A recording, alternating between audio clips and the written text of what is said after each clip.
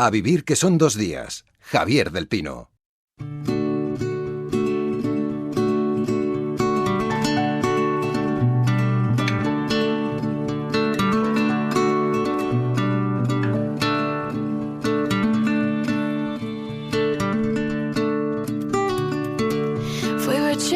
I would bake you a mud pie, warm and brown beneath the sun. Never learned to climb a tree, but I would try, just to show you what I'd done. Oh, what I wouldn't do if I had you, babe. I had you. Oh, what I wouldn't do if I had you, babe.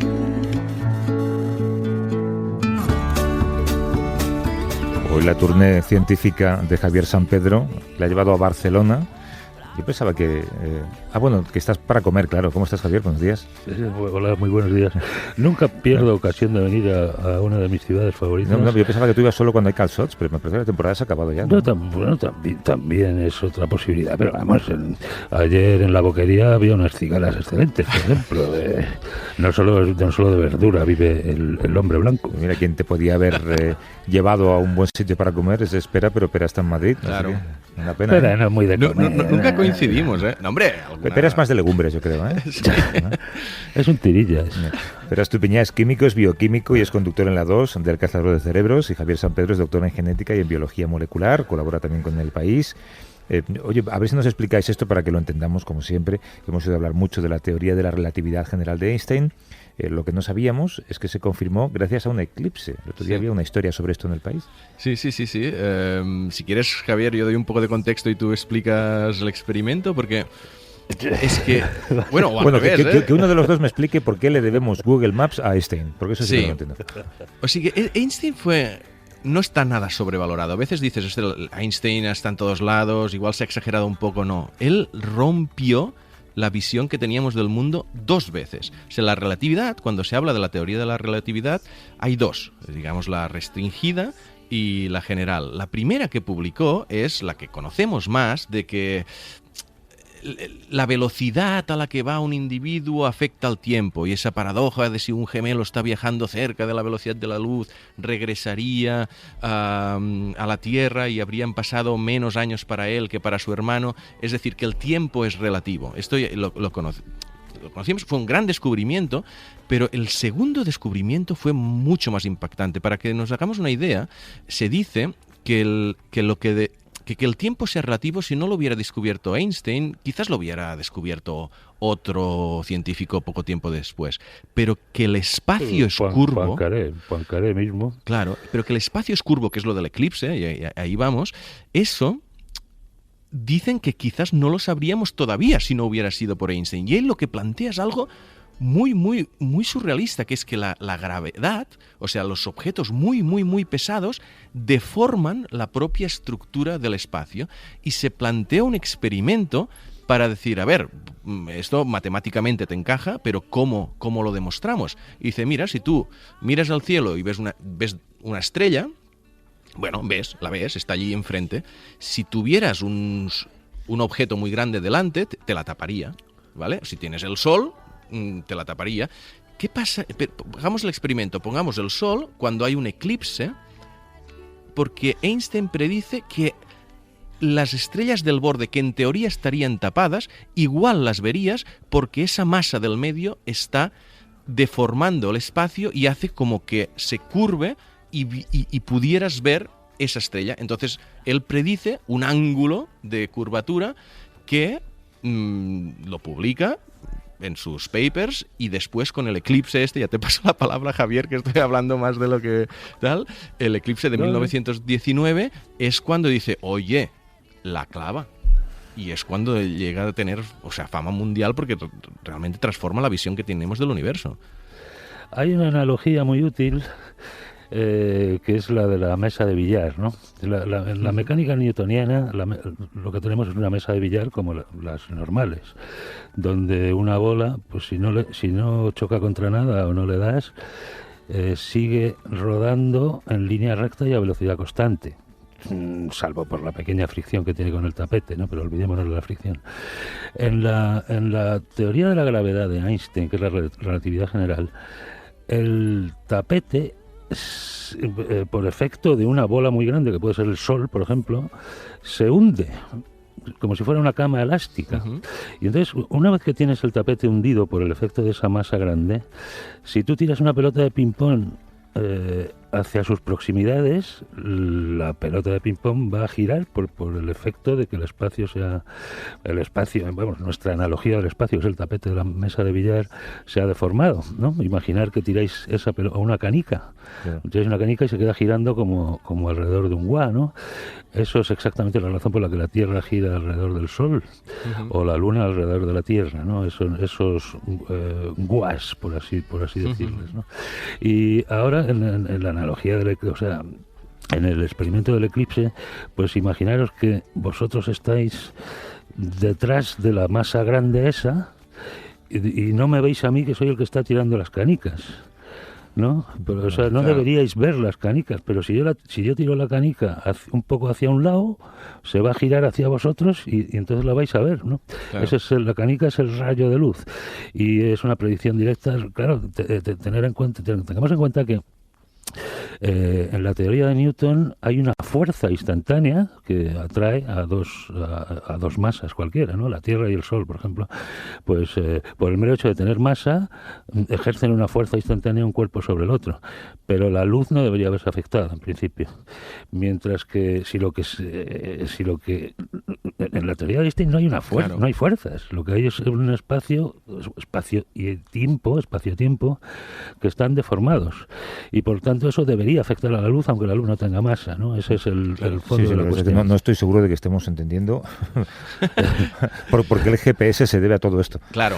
Bueno, es que claro, el GPS, nuestros receptores en el coche o en el teléfono, lo que miden la posición mediante un truco indirecto, que es medir el tiempo que tarda la señal en viajar del satélite a nuestro receptor, ¿no? Y el tiempo que tarda esa señal, que es luz, es una radiación electromagnética, pues como luz, solo que con otras frecuencias, se ve afectado por la gravedad de la Tierra y también por la velocidad del satélite, ¿no? La relatividad especial te dice que la velocidad del satélite debe hacer que el tiempo vaya más despacio para el satélite que para ti, y la gravedad de la Tierra implica que nosotros en el suelo sentimos el tiempo pasar más despacio que el satélite que está arriba y sometido a menos gravedad. Entonces, si no corrigiéramos por estos efectos relativistas, el GPS iría acumulando un error de 10 metros cada vez hasta que tuviera un error de cientos de metros o kilómetros y lo inutilizaría por completo. Vale. O sea que Einstein permite corregir esa desviación. Exactamente, y es lo que están haciendo para los usos de alta precisión del GPS, ¿no? Si os preguntara qué más debemos a Einstein en la vida diaria, ¿se os ocurre alguna? Bueno, está el efecto fotoeléctrico, que no es un efecto relativista, pero claro, es lo que explica que los ascensores no nos cortan la cabeza cuando nos metemos en una cabina, ¿no? Claro, Einstein de alguna forma, aunque también fue uno de los padres de la cuántica, de esta idea de que hay paquetes de energía, que la energía no es continua, que también los rayos de luz no es un continuo, son fotones, como millones de fotones que van llegando. Esto es un poco lo que plantea Einstein, y el efecto fotoeléctrico que menciona Javier es de que cuando tú emites radiación a un objeto, también la energía que va liberando son paquetes, y estos paquetes, estos cuanta, es lo que... O sea, Max Planck fue el primero que planteó los cuanta, pero después Einstein, entre los dos, pues son los padres de la cuántica, y eso sí que ya le debemos muchísimo. Y luego no olvidemos que uno de los corolarios de la relatividad especial de 1905 es la ecuación más famosa de la historia, E igual a mc cuadrado. La energía equivale a la masa multiplicada por la velocidad de la luz al cuadrado. La velocidad de la luz es un número muy grande y la velocidad al cuadrado es enorme, y por lo tanto una muy pequeña cantidad de masa puede transformarse en una enorme cantidad de energía. Esto es el fundamento fundamento de la bomba atómica. Pero también es lo que hace brillar a las estrellas en el cielo. Es la fusión nuclear, la pequeña masa que se pierde en la reacción de fusión nuclear es lo que da lugar a toda la energía de las estrellas, es decir, a toda la energía prácticamente que hay en el universo. Si alguien quiere preguntar a Pera o a Javier por cuestiones como estas, un domingo por la mañana o mucho nos hemos más pasado, mundanas, su opinión o su valoración, hay un número de teléfono y si tenemos un par de minutos al final de la sección, pues escuchamos alguna llamada. 638-855-349 es un número de WhatsApp, lo ponemos también en la web, así que nos pueden mandar si quieren también una nota de voz o un teléfono, llamamos de vuelta. Es el 638-855-349.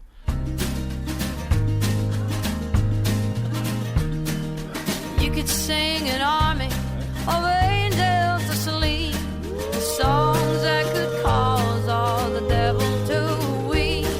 You hold me. ¿Vosotros tocáis algún instrumento, Pera, Javier? Yo Sí, toqué... señor. Ah, sí, tú sí, Javier. Yo sí soy un eterno estudiante de guitarra de jazz. Anda. Y a mis 58 años, pues todavía me faltan muchas escalas por aprender. ¿Qué guitarra tienes? Tengo una especie de clónico de la Gibson, de caja, que se llama Round Top. Sí, las que porque son más grandonas, digamos, ¿no? son grandonas y tienen hueca, o sea, tienen caja de resonancia y la tapa de arriba está redondeada, lo que le da ese sonido de la guitarra de jazz muy envolvente. Sí, sí. ¿Pero tocas en algún lado o algo? No, hace mucho que no. De joven tuve un grupo y aquello fue un desastre absoluto.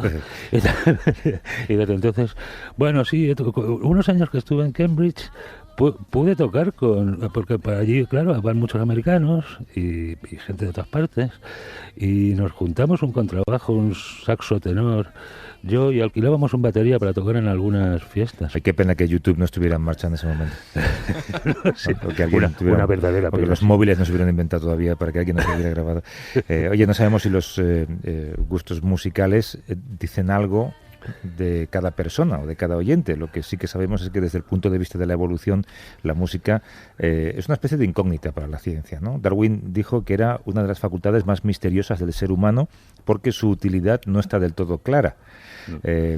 Así como el canto de los pájaros tiene una utilidad adaptativa porque está vinculada al cortejo o a la agresión o a limitar los territorios, la música tal y como la componemos los humanos no tiene una utilidad obvia, ciertamente. Exacto. Aunque sí que tiene utilidad significa que podría desaparecer y seguiríamos viviendo. Y seguiríamos igual, ¿no? Aunque sí que se ha postulado varias veces que la evolución del lenguaje tiene una relación directa con la música, porque en nuestro cerebro hay fenómenos sintácticos que tienen el mismo fundamento cuando oímos música que cuando estamos descifrando una frase que nos están diciendo.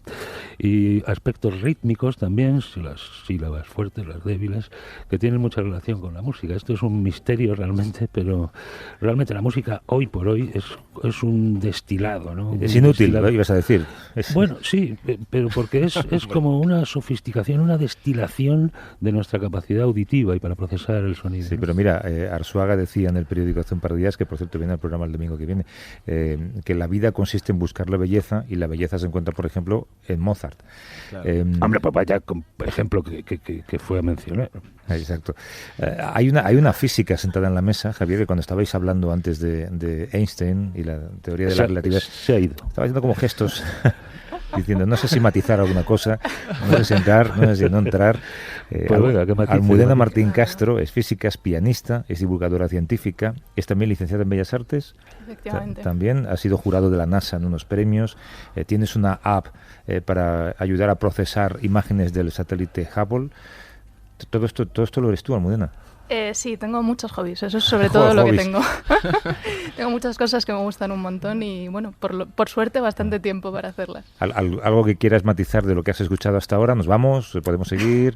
No, solo por puntualizar, lo del jurado de la NASA era Pera el que estaba en el jurado y mi equipo y yo fuimos los que ganamos ese concurso. Ah, vale. Sí. Bueno, pero no fue enchufe, debo aclararlo. No, además yo era jurado de la final española, digamos. Claro. Pero después ellos, su equipo, fueron a la final internacional y ganaron la internacional de la NASA. ¿Y esto fue un dinero o...?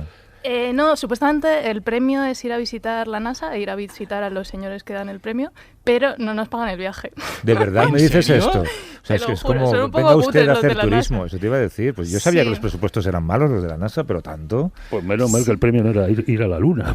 Ya, hubiese estado... Que te lo tienes que pagar tú, exacto. Gracioso.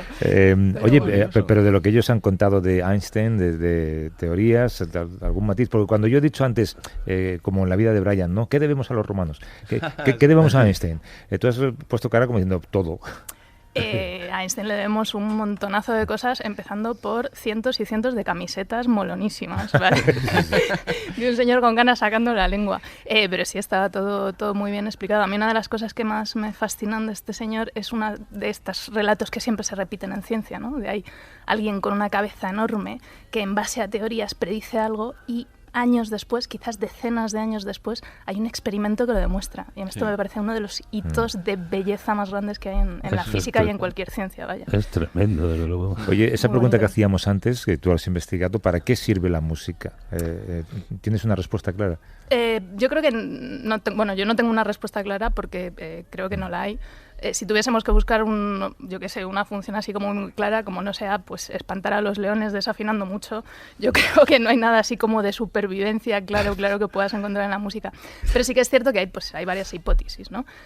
Una de las hipótesis es la que mencionaba Javier, que pues parece estar muy vinculada con el lenguaje, ¿no? Y parece que, por ejemplo, para que los niños adquieran lenguaje es muy importante cómo les hablan las madres y los padres, ¿no? Que es como alterando mucho la voz y exagerando mucho la prosodia, ¿no? Esa especie de curvas que hacemos con el habla cada vez que abrimos la boca.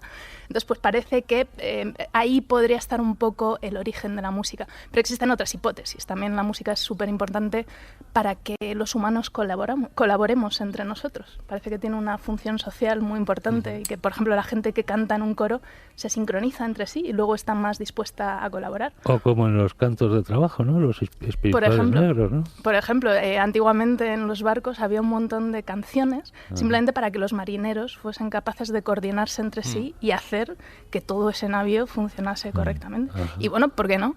La música también sirve para lo que todos sabemos, para ligar. Para bailar. Exacto. Hemos descartado así muy rápidamente la selección sexual, pero existen estudios científicos que demuestran que los músicos ligan más. Eso, ¿sí? Eso está Os claro. lo juro. Sobre todo los músicos ligón. Sobre todo los guitarristas. Mira, cogieron... Los guitarristas de 59 años. Hicieron un experimento muy básico, ¿vale? Cogían a un chico que llevaba colgando una mochila de deporte y a otro que llevaba colgando una guitarra. Y midieron a ver, pues, ¿no? Se acercaba a una chica, hablaba con ella y después le pedía su teléfono. Y la medida del experimento era cuántas chicas estaban dispuestas pues, a darle su teléfono o a entablar conversación con el sujeto experimental en sí. Y parece ser que efectivamente, que si llevas una guitarra, pues tienes más oportunidades. Pero tiene poco que ver con la música y con las tonalidades. El músico canalla. A ver si el de la mochila era más feo que Picio, el de la mochila. No, hombre, Claro. Supuestamente, yo quiero pensar que hicieron un experimento bien y supuestamente pues sería el mismo Ya. actor con las mismas facciones ¿La atractivas. física puede explicar las emociones que provoca la música? La física, o sea, de manera aislada no. Lo que sí que es cierto es que muchas de las características que encontramos en la música al final se explican a través de la psicología y a través de la biología, ¿no? Al final hay pocas cosas que nos gusten tanto, pocas cosas que sean tan importantes en nuestra vida que no puedas trazar un poco a través de la evolución y a través de cosas que nos hayan sido útiles en algún momento. Y finalmente, pues la biología se desarrolla, nuestra adaptación se desarrolla en un planeta que tiene atmósfera y que tiene sonidos, y los sonidos son algo que estudia la física. Entonces, digamos que es un camino largo, pero sí que hay ciertas facetas emocionales del sonido que podemos rastrear hasta fenómenos físicos. Pues como, por ejemplo, en el mundo de la música, muchas veces los sonidos más graves resultan un poquito amenazadores, ¿no? Pues yo qué sé, se me ocurre la banda sonora de Tiburón. Bueno, o cuando viene un coche con la ventanilla bajada y un subwoofer. Sí, o yo que sé, hay un montón de, incluso en el cine, sin usarlo ni siquiera en melodías, a veces para transmitir así como inquietud al público, lo que hacen es pues poner sonidos muy graves y un poco ambiguos, ¿no? ¿Y por qué es esto? ¿Por qué debería ser que los sonidos graves nos amenazan más que los sonidos agudos? Pues porque finalmente, en el mundo que nos rodea, los sonidos graves son los que corresponden a longitudes de onda más largas. para producir estas longitudes de onda más largas necesitas bichos más gordos. Y Claro. los bichos más gordos, o sea, son fenómenos como más energéticos o animales más grandes, son los que realmente suponen amenazas Claro. más probables para Es como la para como la nosotros. bocina de un camión, ¿no? Comparada con el claxon de un 600. Asusta mucho más, claro. Claro, pero escuchar música, esto lo contaba Oliver Sacks en el libro famoso que supongo que habéis leído todos vosotros. Musicofilia, sí. Exacto. Significa intentar anticipar la nota que va después, ¿no? O sea, tenemos tendencia a pensar cuál es el acorde a que me conduce este acorde, cuál es la nota a la que me lleva esta nota. Entonces eso es un ejercicio al fin y al cabo, ¿no? Claro, es como si hubiera un patrón, ¿no? O sea, unos Hombre, patrones es que que encajan hay- más hay que otros, patrones, no ¿no? es casual, o sea, la física aquí sí que puede... imagino. No, bueno, yo como aspirante a músico de jazz, digamos... puedo- Bueno, el jazz vuela por los aires esta teoría. Porque No, el jazz no, básicamente no, es no, la nota que no te esperas es la que tocas. No, es justo lo que iba a No. decir. Para una buena improvisación de jazz no puede ser cualquier cosa que se te ocurra en ese momento, ni cualquier cosa que esté dentro de la armonía de la canción, ¿no? Pues si estás tocando en do mayor o en si menor, ¿vale? Sino que el oyente se aburre cuando no sabe predecir las notas que van a venir después, ¿no? Como decías antes, Javier, y Oliver Sacks. Sí, Sino efectivamente. que tienes que sorprender un poco, pero también satisfacer sus expectativas, Claro, ¿no? Hay claro, más claro. o menos mitad a mitad. Sí, efectivamente, el jazz y bueno, en realidad cualquier tipo de música está llena de patrones. De hecho, si no tuviese patrones, no sabríamos que el jazz suena a jazz. O sea, Claro. la manera que tienes de Claro. distinguir el jazz del reggaetón es básicamente por los patrones que hay Claro. en el jazz y los patrones que hay en el reggaetón. Y efectivamente esto es un poco cierto. De hecho, hay una frase preciosa de Leibniz que decía que la música es el placer que siente el cerebro al contar sin saber que está contando, ¿no? Es un Qué poco bonito, que sí. es maravilloso. Y tiene mucho también que ver con nuestra habilidad para los idiomas, porque si lo pensamos, por ejemplo, un niño aprende la gramática de su idioma a base de pura exposición, ¿no? O sea, los bebés al final aprenden que existe ahí una estructura sin que nadie realmente se lo enseñe, ¿no? Sin ir a clases para bebés de castellano, ¿no? Que les diga, mira, el verbo se conjuga de esta manera. Y con la música nos pasa un poco parecido. Al final aprendemos que hay ahí una serie de estructuras que nos permite entender que eso tiene un sentido, que tiene un orden, y el adivinar constantemente qué es lo que va a suceder y el de alguna manera escuchar en el futuro es lo que realmente nos proporciona ese placer y ese sentido de que algo es musical. ¿Por qué nos gusta más escuchar músicas que ya conocemos que escuchar músicas nuevas? Pues es algo parecido. De hecho, cuando ya llega un momento en que una canción la conoces, constantemente escuchas en el futuro. Tú cuando estás escuchando una canción y notas que te emocionas, probablemente te estés emocionando 2 minutos o dos compases antes de que llegue... De encender el mechero. Sí, de que llegue ese subir el brazo momento con el mechero álgido encendido. y tal. Y es por eso, es porque adivinas qué es lo que va a venir y cuando por fin llega, lo que haces es pues liberar dopamina como si no hubiese un mañana, como si eso fuese una tarta de chocolate o algo así. Claro, pero aunque haya infinitas combinaciones, la música se asienta sobre 7 notas, y luego están los bemoles o los sostenidos. Y son 12 en total, tampoco son tantas.